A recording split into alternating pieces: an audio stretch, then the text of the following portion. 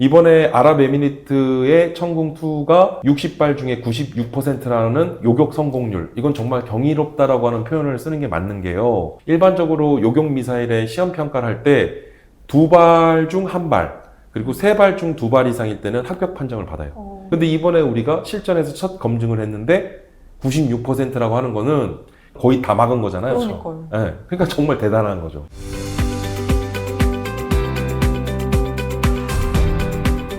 지금 우리나라가 이 무기 산업이 잘 되고 있다고 들었거든요. 천궁2가 도대체 어떤 무기인지 궁금합니다. 천궁2는 기본적으로 방어형 무기라고 합니다. 그래서 방어형 무기로서 이제 지대공 미사일인데요. 이제 지상에서 발사된 미사일로 공중에 있는 적 미사일이나 적의 항공기 등을 이제 격추하는 용도인데, 네. 근데 이게 있어요. 뭐냐면 이제 웨폰 시스템이라고 우리가 무기 체계라고 하거든요. 무기 체계를 분류할 때 가령 로켓에 탄두를 실으면 미사일이 되고, 미사일에 탄두를 제거하면 로켓이 되거든요. 네. 그리고 이제 미사일을 우리가 천궁2의 경우에는 방어형 미사일이라고 했는데요. 미사일을 미사일로 요격하는 방식이거든요. 네. 근데 이게 또 대단한 게 히트 투 킬이라고 해서 기존의 미사일 요격 성공률을 높이기 위해서 적의 미사일 근처에서 이게 폭발하면서 그 파편으로 적의 미사일을 가급적이면 요격 성공률을 높이려고 하는 방식을 선호했는데, 히트 투 킬은 뭐냐면 정확하게 미사일을 미사일로 일종의 핀셋 방식으로 정확하게 이걸 제거하는 방식이거든요. 그러니까 고도의 기술을 요하는데, 근데 이 천궁2의 이런 대공 미사일이 그러면 꼭 방어용으로만 쓰이냐? 무기라는 건요, 물론 공격용 무기로도 쓰이고 주로 방어용으로 쓰는 거는 또 방어용 무기라고 하지만, 무기는 언제든지 공격도 할 수 있고 방어도 할 수 있는 게 무기입니다. 그래서 다시 말씀드리면 천궁2는 적 항공기, 적의 전투기나 적의 공격 헬기 등 또는 적의 무인기나 드론 등까지도 공격할 수 있어요. 그러니까 이제 뭐냐면 방어형 무기라고 해서 방어만 한다는 개념이 아니거든요, 기본적으로. 자, 그런데 이 천궁2가 그러면 천궁2니까 천궁1도 있었지 않았겠습니까? 천궁1 이전에 우리는 호크 나이키 사업이라는 걸 통해서 이제 미국의 그런 호크 나이키 사업을 이제 정비를 하는 것부터 시작해서 자체적인 우리 국산 미사일을 개발하기 이르렀는데, 천궁1으로부터 지금의 천궁2가 개발이 완료돼서 전력화 배치를 하고 해외에도 수출도 하고 있고, 현재 천궁3를 또 개발 중입니다.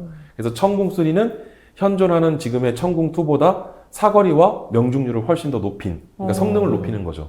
그래서 이제 업그레이드 사업들을 하고 있는데, 이번에 아랍에미리트의 천궁2가 60발 중에 96%라는 요격 성공률, 이건 정말 경이롭다라고 하는 표현을 쓰는 게 맞는 게요.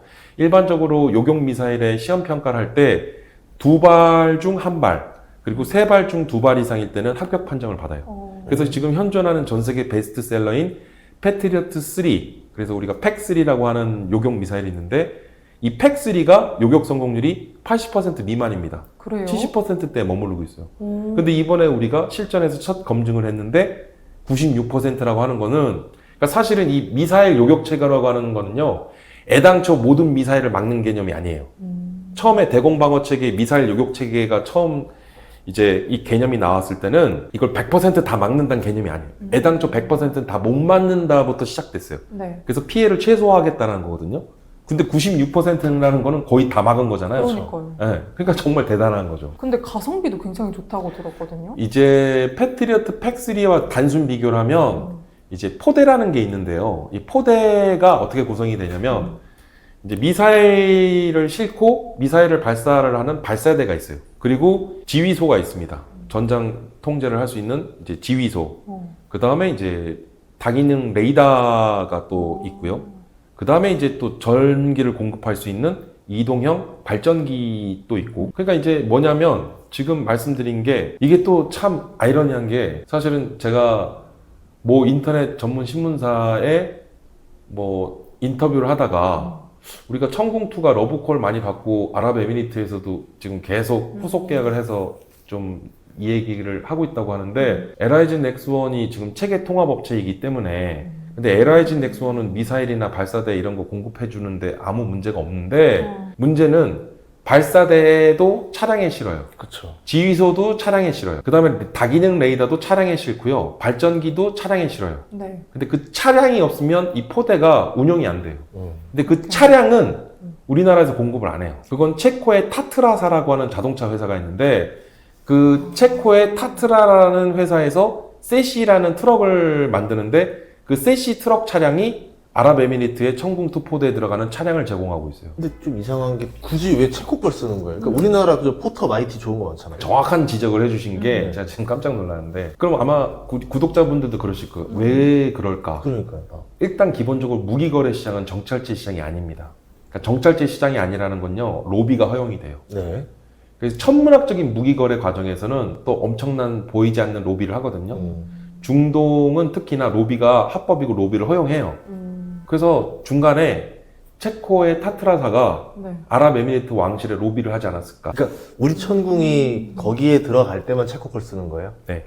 그냥 기술적으로 안 돼서 그런 게 아니군요. 아닙니다. 여기 기술적으로 우리는 뭐 아무 문제가 없어요. 사실은 우리가 차량 만들어서 보내줘도 되는 거예요. 기본적으로 체계 종합업체라고 표현을 했잖아요. 이게 방산업체는 어떻게 되냐면 보통 이제 정부가 갑, 그다음에 체계업체가 을, 그다음에 부체계업체가 병, 그리고 협력업체가 무. 그래서 갑을 병정 무의 협력 구조로 구성이 되는데 계약 구조가. 근데 이제 보통 방산물자인 경우에는 협력업체라고 하고 일반 물자는 하도급업체라고 하거든요. 근데 이제 여기서 말하는 체계업체는 LRG 넥손이고 그리고 부체계업체로 참여한 업체들이 하나올 에어로스페이스 그리고 이제 이외에도 또 여러 기업들이 함께 이제 구성이 된 거죠. 네. 그래서 우리는 사실 뭐 현대기아차나 뭐 현대로템이나 또 차량용 장갑차도 만들고 하나 에어로스페이스도 가능하고 국내에서는 차량 제공하는 거 아무 문제 없거든요. 그 천궁2가 일단은 가성비가 패트리어트 팩3의 경우에 우리가 팩3 미사일 한 발당 60억 정도 하거든요. 우리는 지금 15억 정도 해요.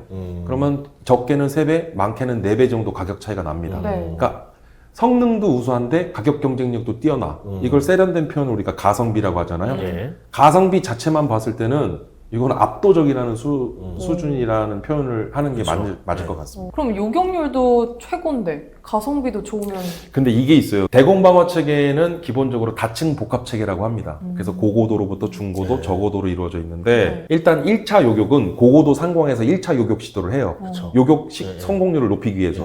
근데 고고도라고 하면 통상 이제 지상으로부터 상공 100km 내외입니다. 그래서 실제로 아랍에미리트에서 고고도 요격 체계를 운영하는 게 이스라엘의 에로우 체계와 그리고 사드 체계를 운영하거든요. 그리고 이제 중고도로 내려오면 한 40에서 60km 레인지인데 여기를 팩3가 보호해요. 중고도에서. 그리고 마지막 저고도는 약 15km에서 20km 내외인데 이게 실제로 천궁2의 유효 사거리입니다. 근데 천궁2의 최대 사거리는 또 50km예요. 근데 최대 사거리일 뿐이지 유효 사거리라는 것은 15에서 20km예요.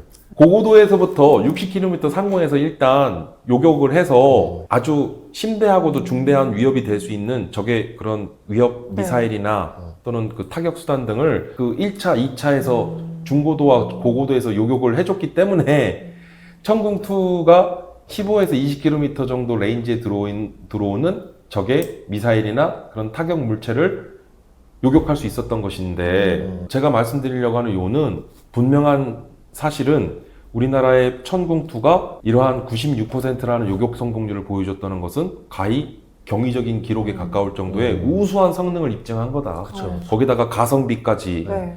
그러니까 앞으로 우리 천궁2가 글로벌 방산시장에서 러브콜을 받을 만한 일인데 근데 이게 조금 아까 서두에 우리 저 진행자분께서 말씀하셨던 호르무즈 해협과 그다음에 천궁2와의 연관관계 제가 이런 생각이 좀 들더라고요. 그러니까 이제 호르무즈 해협을 이란이 봉쇄하면서 네. 각국의 이래 선박들이 이게 지도를 보면요.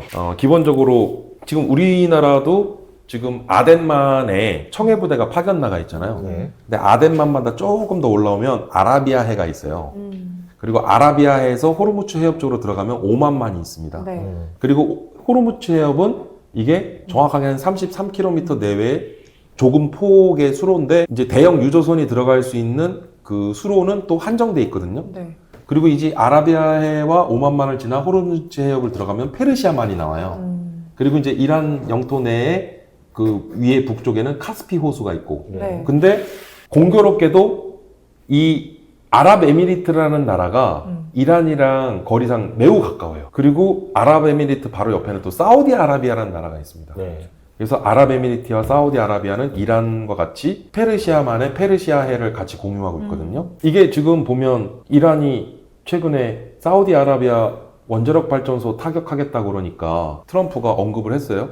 X 그 계정에다가 사우디아라비아 핵발전소 타격하면 우리 너희한테 전술핵 쏠 거야. 그러니까 공격하면 안 된다는 거죠. 네. 근데 예를 들어서 끔찍한 상상이지만 해안가 여기 타격을 해서 원자력 발전소 타격을 입으면 어떻게 되냐? 페르시아만 연안에 있는 중동 지역 이 지역은 사람이 살 수 없는 데가 됩니다. 그렇죠. 식수를 거서. 그러니까 우리가 생각했을 때 후쿠시마 원전수 사태가 벌어진 거 그거에 한 10배, 100배? 아니 과거 체르노빌 사태보다 더 끔찍한 일이 벌어질 수도 있겠다는 거죠. 그러니까 이제 오죽하면 트럼프가 사우디아라비아의 핵발전소를 공격하는 순간 우리는 전술핵을 이란한테 공격할 테니까 건드지 말라는 건데 지금 이란의 적국은 미국과 이스라엘이잖아요.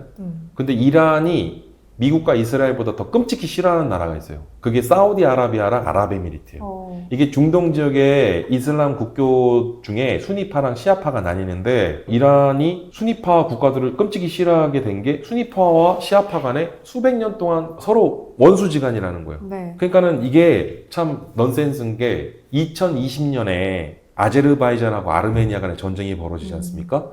근데 아제르바이잔은 이슬람 국교고 아르메니아는 기독교 정교야. 네. 근데 이스라엘이 어디를 군사 지원해 줬을까요? 당연히 기독교 국가의 아르메니아한테 군사 지원을 해줄 거라 생각하는데 아니었어요.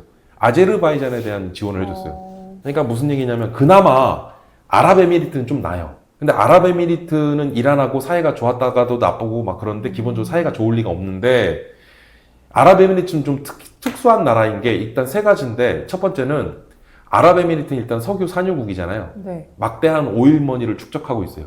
그리고 두 번째, 아랍에미리트가 의외로 전 세계에서 중개무역을 가장 잘하는 나라입니다. 그래서 아랍에미리트는 돈만 되는 게 있으면 다 중개를 해서 다 팔아요. 오죽하면 우리나라 총기 부품이 아랍에미리트에서 이집트를 경유해서 북한에 공급돼서 북한에서 우리나라 한국산 총기 부품을 조립해서 우크라이나 현지 쿠르스크 지역에 현지 북한군이 파병돼 있는데 현지에서 우리 한국군이 사용하는 한국산 총기 부품들을 활용하고 있다고 뭐 그런 제보까지 있었을 정도니까. 근데 그 중앙에 누가 있었냐? 아랍에미리트가 있었으니까 가능한 거거든요. 그리고 세 번째, 앞서 말씀드린 오일머니와 이 중개무역을 번 돈으로 아랍에미리트의 국부펀드를 운영합니다. 전 세계에 보이지 않는 큰 손이에요. 그 아랍에미리트 왕실에서 왕족들이 운영하는 그 국부펀드, 이 세 가지. 그러니까 이제 이란이 필요한 게 있으면 아랍에미리트가 제공해 준다는 거죠. 근데 문제는 어쨌든 이란이랑 사이가 좋냐? 아니라니까요. 근데 사우디아라비아보단 덜하다는 거죠. 그러니까 이제 사우디아라비아는 이제 이란이 핵발전소 공격한다고 하니까 그 사우디아라비아 왕세자도 막 발끈해서 뭐 가만 안 두겠다고 그러잖아요. 그런 와중에 아랍에미리트와 사우디아라비아 이 두 나라에 천궁2가 수출이 됩니다. 그래서 2022년에 1조 1천억 원 규모의 천궁2 포대 2개가 아랍에미리트와 계약이 됐고 이듬해인 2023년에 사우디아라비아와도 비슷한 규모로 천궁2 이제 수출 계약을 맺었는데 사우디아라비아 정부에서 이걸 엠바고를 했어요. 그래서 이거를 비밀 유지 조항을 걸어서 천궁2 도입 사실을 사우디아라비아 정부 측에서 한국이 이걸 알리지 않도록 언론 통제를 했어요. 네. 그리고 이게 실제로 계약이 공개된 것은 이듬해인 또 2024년에서야 사우디아라비아가 천궁2를 도입하게 된 사실이 이제 1년 뒤에 비밀이 해제된 건데 이거거든요. 뭐냐면 전 세계에 이렇게 무기를 수출하면서 무기 수출 잘했다고 하고 무기 수출하는 것을 이렇게 막 동네방네 이렇게 소문내고 언론 보도를 하면서 이거 정부에서도 나서서 이렇게 홍보를 하는 게 전 세계에서 이게 굉장히 의아한 일이거든요. 이거는 일종의 룰입니다. 뭐냐면 국가와 국가 간의 무기 거래는 매우 신중하고도요. 근데 매우 복잡한 국제관계와 외교, 안보, 동맹 관계에 의해서 무기 수출을 하게 되고 무기를 도입하게 돼도 이걸 잘 안 알리지 않는 특성이 있어요. 근데 우리나라는 반대라는 거죠. 그리고 사실은 생각해보면 우리나라는 이제 지키는 무기를 보내주는 거지만 말씀드렸죠. 방어용 무기라고 했지만 방어용 무기는 무기가 아닙니까? 사용하기 나름이라니까요. 아랍에미리트나 사우디아라비아가 천궁2를 이란 영토에다가 겨냥해서 쏘면 이란 영토에 결국 떨어져요. 그럼 결국은 공격 무기가 되는 거예요. 우리나라 국내 실정법에도 전쟁 중이거나 분쟁 지역 국가 등에는 무기 수출을 하는 것을 제한하고 있어요. 우리가 사우디아라비아랑 아랍에미리트에 천궁투를 수출하게 된 게 우리가 지금의 이런 미국과 이란 간의 전쟁이 날 줄 알았겠습니까? 근데 지금은 조심스러운 거예요. 지금 현재 이란이 전쟁을 하고 있고 주변 국가들이 그 전쟁의 여파에 있는데 이들 나라들한테 무기를 수출하는 거 신중해야 된다는 거죠.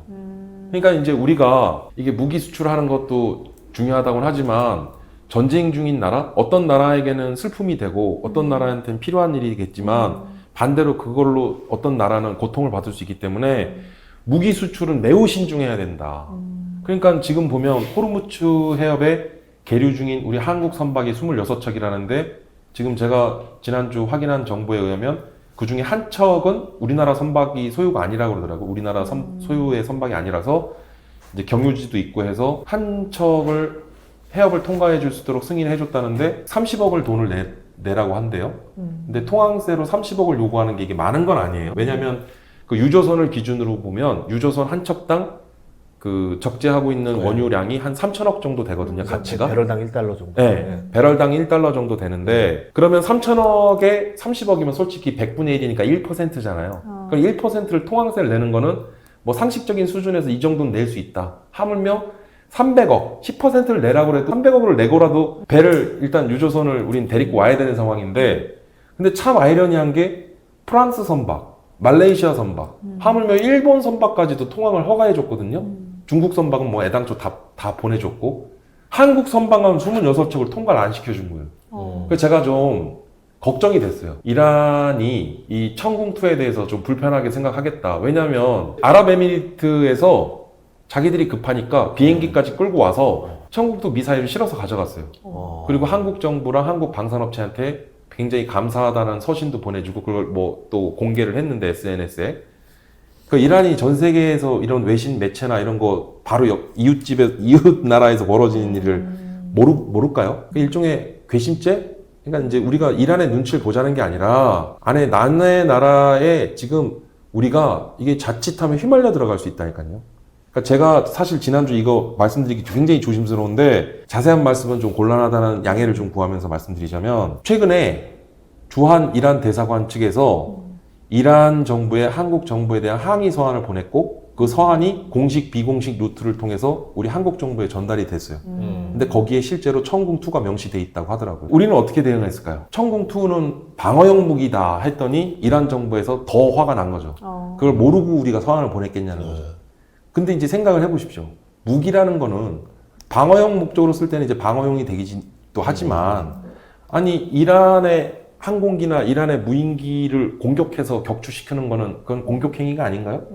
우리는 방어라고 하지만 저들은 공격이라고 인식하면 그건 공격이 되는 거예요. 그래서 사실 우리가 무기 수출하는 건요. 이게 지금 우리 K방산이 글로벌 무기 시장에서 굉장히 스포트라이트를 받는 거는 저도 굉장히 기쁜 일이고 그리고 또 우리가 어떤 평화적 수단이나 목적에 의해서 무기를 잘 지키는 무기 잘 만드는 나라라고 제가 얘기하지 않습니까? 근데 전쟁 중이거나 분쟁에 휘말려 있는 그 지역에는 무기를 수출하는 거에 대해서 우린 좀 신중해야 된다는 거예요. 천궁이 왜 적어도만 방어를 하는 이거 업그레이드 하면은 중고도 네. 고고도도 갈 수 있는 거 아니에요? 지금 현재 우리가 천궁3를 또 개발하고 있잖아요. 그렇죠. 네. 그래서 고도를 높이면서 네. 그리고 명중률도 높이고 있어요. 그래서 지금 우리는 한국형 KAMD라고 하는 대공방어 체계를 거의 구축 완료 단계에 이르렀는데 저고도로부터 중고도 그리고 앞서 말씀드렸던 고고도는 어떡합니까? 우리 지금 현재 LSAM이라고 하는 장거리 지대공 미사일도 지금 개발을 완료했습니다.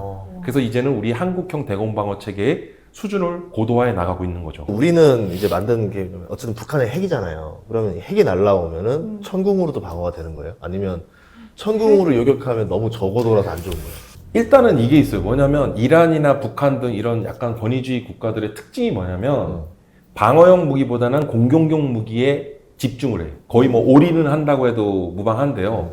뭐 이란의 방공망이 뚫렸다고 누가 그러는데 애당초 이란의 방공망은 거의 뚫려 있다시피 합니다. 공격 무기에 치중한다니까요. 그러니까 초기에 미국의 항모 전단이 아라비아 인근까지 접근했는데 호르무즈 인근 해협인 오만만까지 접근을 못했잖아요.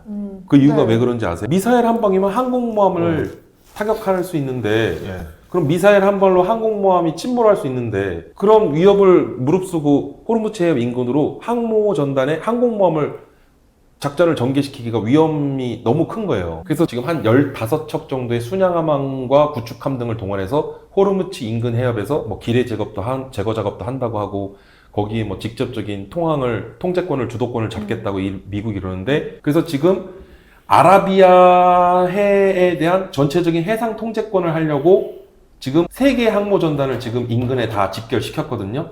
그래서 제가 그 얘기를 했어요. 미국의 항모 전단이 최소 3개 항모 전단이 아라비아 인근에 집결하는 순간 미국이 호르무즈 해협을 통제하고 모든 해협에 대한 봉쇄권의 주도권을 가져갈 거다. 근데 아니나 다를까 딱 링컨이 오니까 바로 트럼프가 X 계정에 올리지 않습니까? 호르무즈 해협에 대한 모든 통항을 다 봉쇄시켜버리겠어, 해역을. 그게 지금 만들어진 거예요. 네. 근데 이제 문제가 있죠. 이란의 이러한 극초음속 미사일이나 이런 미사일이 어떤 사거리나 파괴력은 높였는데 네. 정확도가 떨어져요. 정밀도가. 어. 그럼 움직이는 배를 정확하게 타격하려면 더 힘들겠죠. 근데 이 배가 일단 큰 배가 조금 더 가까이 오면 명중할 확률이 높아지겠죠. 그러니까 이란은 기다리고 있고 미국은 알아요. 그래서 더 이상 오만만 인근의 호르무즈 해협으로 더 이상 항모 전단을 진입시키지는 않잖아요. 대신 구축함이나 순양함 정도는 보내는 거죠. 그리고 이제 연합군들 배 좀 들어가라 하고. 그러니까 지금 한국과 도와줘. 영국, 프랑스, 뭐, 그러니까. 하면 뭐 중국도 가서 호위하라고 하는데 중국 호위할 일이 있습니까? 이란이 절대 중국 공격 안 할 건데. 그러니까요. 그러니까 그 우리나라도 이게 적절한 비유인지 모르겠지만 우리 지금 그 청해 부대가 아덴만에서 아라비아에서 오만만 인근 호르무즈 해협으로 갔다가 괜히 안 그래도 한국이 미운데 이란이 그냥 눈 딱 감고 우리한테 미사일 공격해서 침몰하면 어떡하죠? 가장 본보기의 일타깃이 본보기가 될 수 있다라는 네. 거예요. 그래서 더더욱 우리는 여기다 가까이 가면 안 되죠. 어쨌든 우리나라가 원하지 않는 전쟁이 휘말릴 이유가 없고 휘말려서는 안 되고 뭐 적절한 비유인지는 모르겠지만 고래 싸움에 새우등 터지는 일은 없어야 된다는 거죠.